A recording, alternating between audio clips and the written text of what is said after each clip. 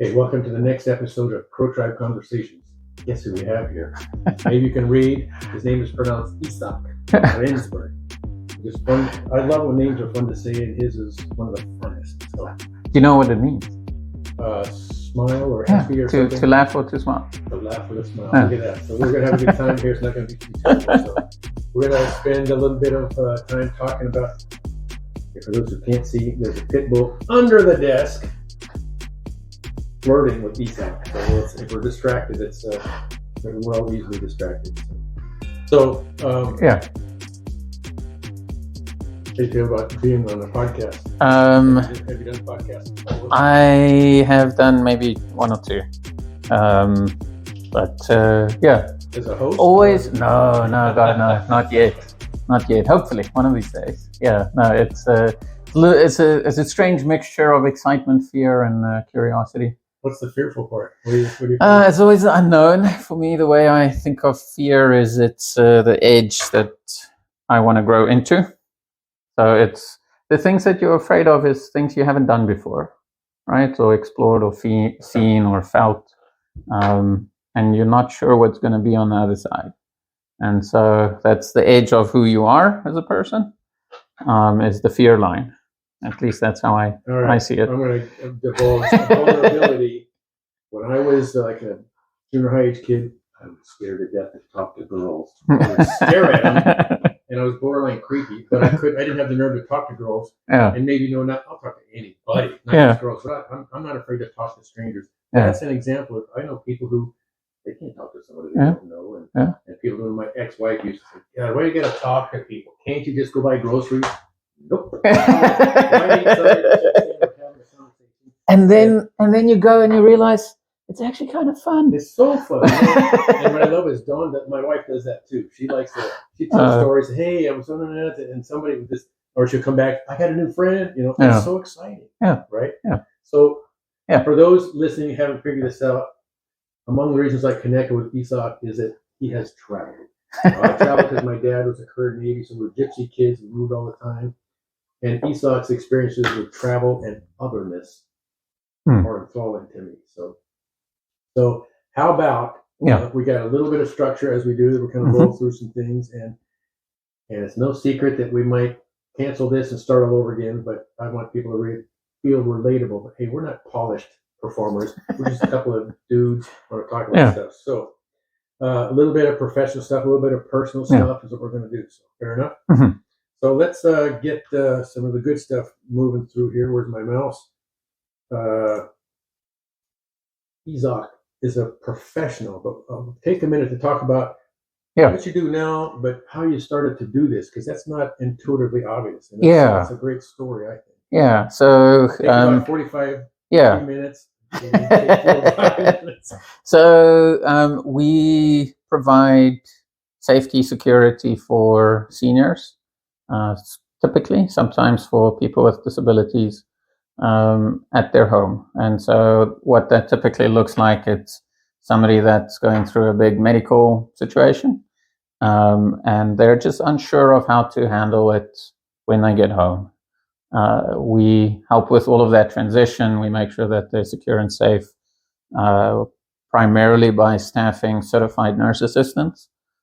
And then also the unknowns of what the future might hold. We've seen a lot of different paths that life can take, especially in the twilight years, the last decade of somebody's life. And so we have the very soft but hard conversations with the family members to make sure that they know what's coming, right? If you know what's coming, it's easier to prepare.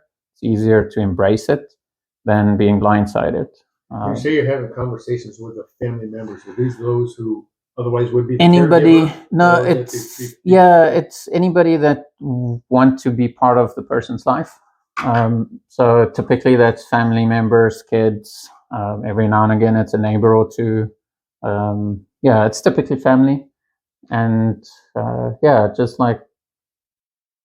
But it's not necessarily I don't know what you call the caregivers. Guests, no, the people who receive the care, are they typically involved in? I mean, it depends on their mental acuity. But yeah, no, as much as possible, it's their life. And, to do what's best for them, you need to ask them, what does the last 5 years, 2 years, 1 year, what do you see yourself doing? And kind of be frank about it. There's no time to bullshit and no, I'm gonna be serious about it. As you've got a luxury of choice. Most people don't have the choice of how they're gonna die. You've got the luxury of choice here, and be serious about it. So that's what we do many times. It is 5-10 years, and you don't want to spend that time in and out of hospital. You want to spend that time living, and we definitely reduce that risk, right? It's not guaranteed that you're not going to go back to a hospital, obviously, but that risk is greatly reduced if you listen to what we have to offer. What's a good time in a family situation? At what point would it be good? Did I hear that there's an event, but people say they just know? There might just be, there's a couple of signals. It's like, how cluttered is the home getting? When you look in their fridge, is there fresh food, or do they miss that things are expired? Okay. And so it's a level of awareness, and you can just sense how big the person's life was and how small it became. And if that happens quickly, drastic weight loss, suddenly no longer social, different things, right? And so whenever you see something like that, there's different ways in which we can support to, if not expand the life again, at least slow the regression. That the person still has a big life, or what's left to live. Before we go to another point, and this is the kind of thing that warrants maybe continuing somewhere, maybe going deeper. For the listening audience, share, what is the website if people want to go find out about you? Yeah, so the website is carebuildersathome.com, and that's part of a broader company franchise. The specific one that I own is /Washington, so I'm the only one in Washington. And we cover the greater East Side, King and Snohomish. And so that's, I think that's the website. Yeah, that's the website. So when people go there for the viewing audience, the website, you go to that, it'll show, I like this, it says safe, dependable, and quality senior home care in the East Side of Seattle. And there's a contact button there. So. Yeah. And I like to talk about specifics often. As much as I'm talking about the emotional space of things, it's backed by a nerd. And so we like to get to specifics. And so how do we know it's safe? How do we know it's dependable? How do we know it's quality? And so we've got metrics for each of them. And at the core of it, let's just take dependable or reliable. You look at call out rates, and you look at shifts unassigned. And then the last one is you look at how consistent are we week over week. And what's great if you do all three of them well is that you get to build a relationship with the caregiver, which means not only is it less strange, unfamiliar, but you know the person, they know you, then they can notice when things are off better, faster. They, at some point they just get an intuitive sense of, oh, you need that back scratch itch, right? That's what you need right now. And so because we're very consistent, reliable, very low call out rate, especially if you compare it to the industry, then you get a much more safe experience. First word on the website. All right, this is spectacular stuff. I want to expand on your nerd cred. He's got some legit nerd cred. So oh boy! Do before this. Am I blushing? So I started as an industrial engineer. I first did mechanical engineering, then industrial engineering. Then I did my master's in supply chain management. That was at MIT. That was a bit of a Hail Mary. I was like, if I'm going to study in the US, I want to, go big. How do you say that? Shot my shot. And then, like when you throw the Hail Mary, you shoot your shot. Yeah. Anyway, I went for it and got in. And then after that, I worked for Amazon for 8 years. Did operations where right when I left, I had about 1,800 people report into me. And then I first led North America's real estate and construction for Prime Now, and then worldwide. And then I built an internal product that's, corralling and coordinating any real estate project worldwide for any group. And so that's pretty sizable at the current clip. Impressive, right? Yeah, it was fun times. Why did you give up all that good stuff to be a caregiver? So I always knew I wanted to have my own thing. And so that was one part of it. No answer has one answer. Well, no question has one answer. There's always layers to it. So the one was I wanted to have my own thing. Then I had a mission when I came to America. I wanted to find the rich, wealthy Americans. It's a lot of money here, guys. To invest back in South Africa to kind of unlock the potential. And while at Amazon, I slowly, if you can trace the trajectory of what I did, I wanted to get to a place where I could make decisions where they're launching as well, which countries they're going to, and found the people group that made decisions, which country do they go to next. And so that was always part of the mission, kind of a covert ops type thing. And in these conversations of finding the wealthy Americans to invest back, there was this one guy, he's like, so I hear about potential and stuff, and there's many developing countries that, there's a lot of potential. Right. What about South Africa? What about Southern Africa? Is it so special? And so I talked about Ubuntu and all of this, and we'll get to it a bit later. And then he looked at me and he's like, why do you need money to unlock that? Sounds like you can just share it. Great question. Yeah. And I looked at him and I was like, fucker's right. Right. And so then it became, okay, I just need to kind of elevate that message. And so that is in part, that's one of the big layers is my mission, the company's mission is to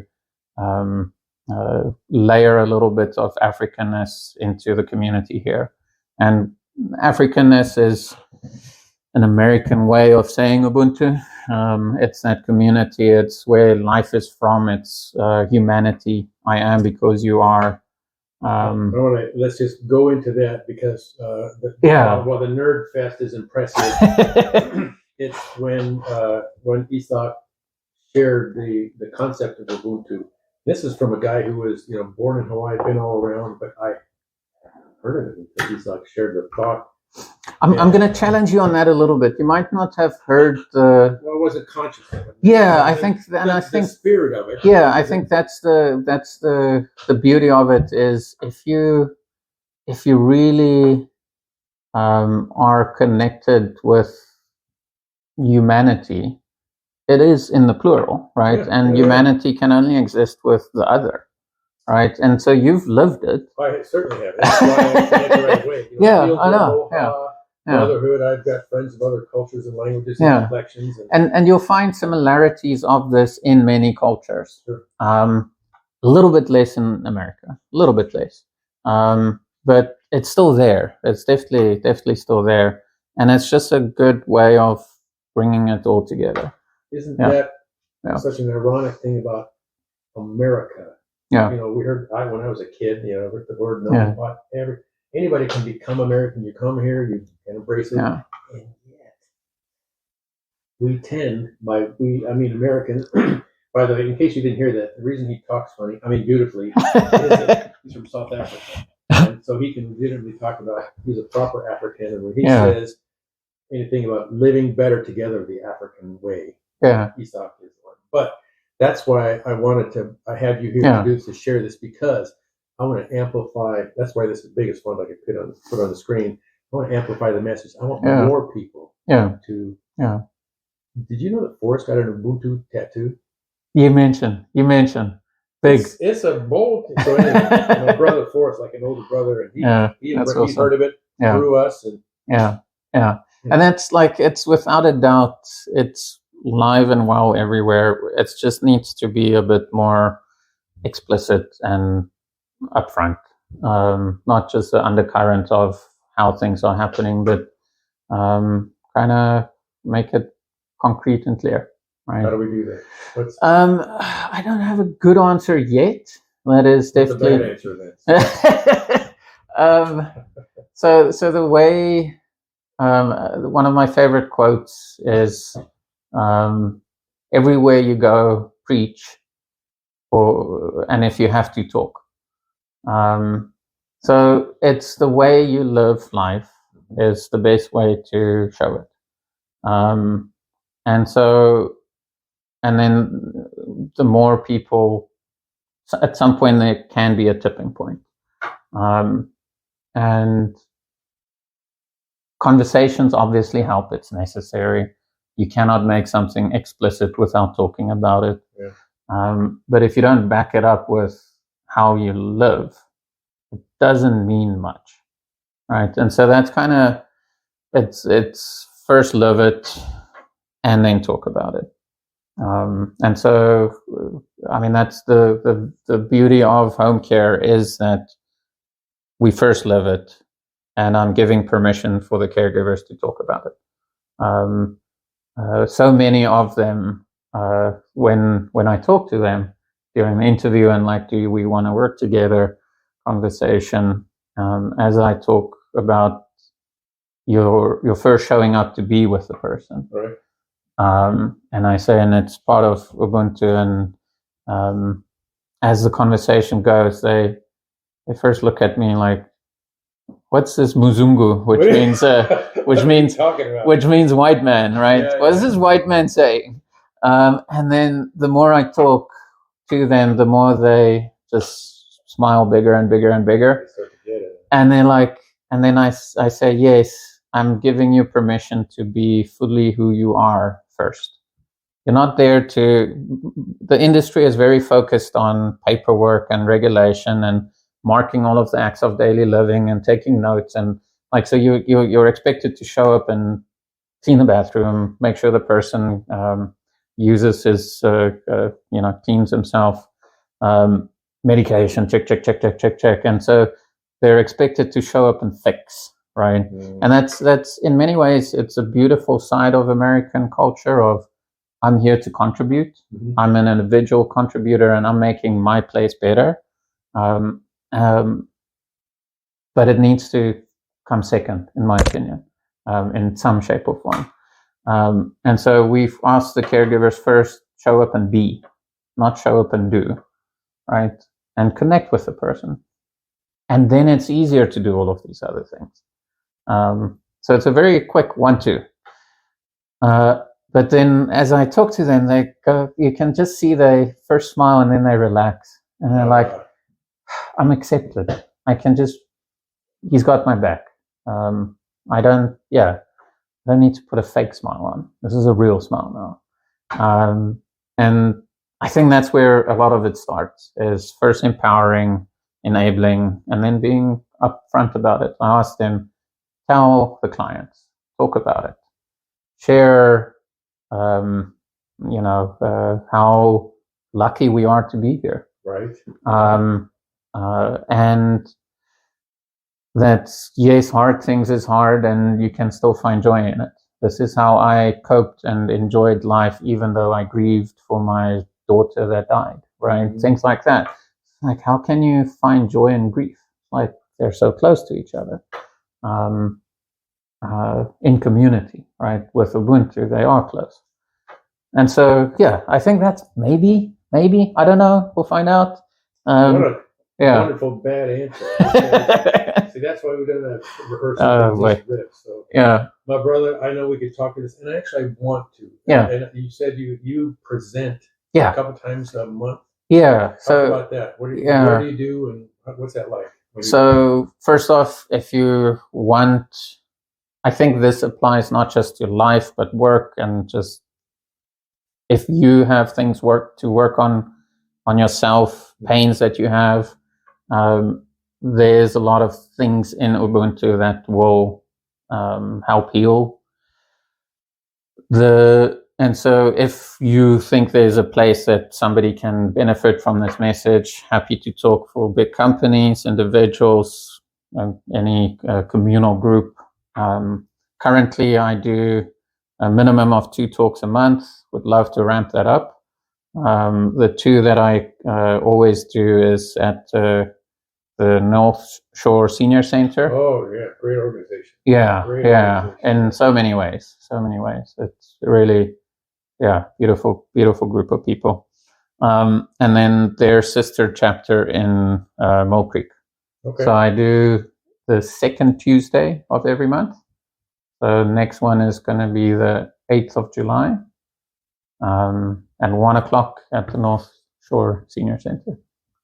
That happens to be the same 2nd Tuesday as when we do the North Lake Washington business. But finish it up, get on the ferry, or 1 o'clock. It's at 1 o'clock. Yeah, that's we got plenty of time to get on the ferry and get over there.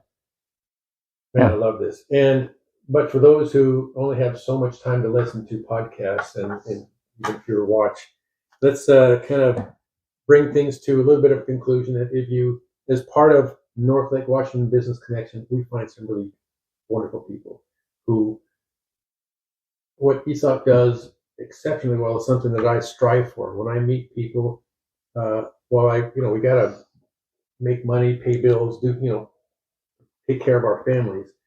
But the things that don't involve money that I really seek and probably get my most joy is at some point in a conversation meeting people like you to see whether or not we're a good fit at any level. If at some point people go, Brian, I never thought of it like that before. That means we're getting somewhere. Okay, people start to feel a little more relaxed.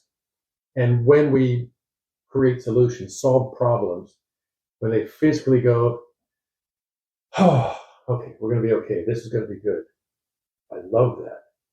And you've probably seen this too. When people feel that release and then tears often flow. And maybe you get this too. I get people say, Brian, this is not at all what I thought. And they come hug me around my shoulder. Okay, hey, that's good. You get it too. Because I can tell what you bring to people and your experience, your perspective. I so admire the way you do what you do personally and professionally. I wanted to bring your message to these people through the Crow Tribe. Thank you. I'm proud to have you here. Right back at you. It's easy to have a lot of respect for you as well. Likewise, right. So teamwork, man. Proud to have you in the family. For those who, for everybody, if you want to meet Izak and learn some more about any of us, you can go to nlwbc.org and find us, and we'll connect you with Izak and anybody. But one more time, give people for the listeners, the website is www.carebuildersathome.com/Washington. Yeah, cool. All right, folks. This is I love doing this. I love hearing stories, and Izak's a great story. So we'll do more of this sometime.